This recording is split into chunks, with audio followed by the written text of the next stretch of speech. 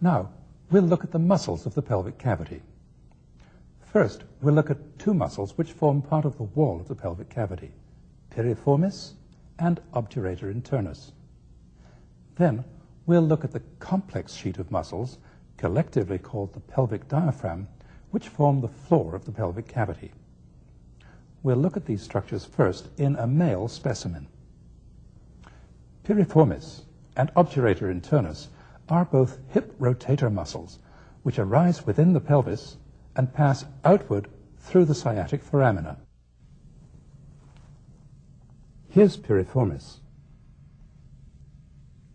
Piriformis arises from here on the sacrum.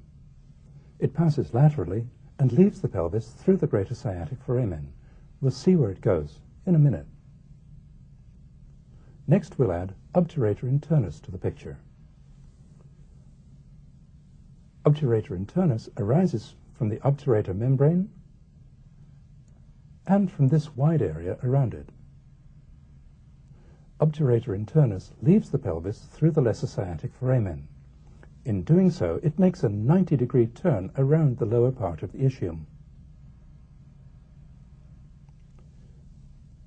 Piriformis and obturator internus pass laterally to insert on the greater trochanter of the femur.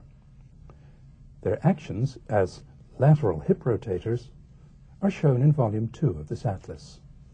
In this section, we're concerned to understand these two muscles simply as parts of the wall of the pelvic cavity. The obturator internus muscle is covered on the inside by this layer of pelvic fascia. There's an important line of thickening in the fascia called the tendinous arch. The tendinous arch goes from the body of the pubis to the ischial spine. We'll see why the tendinous arch is important in a moment.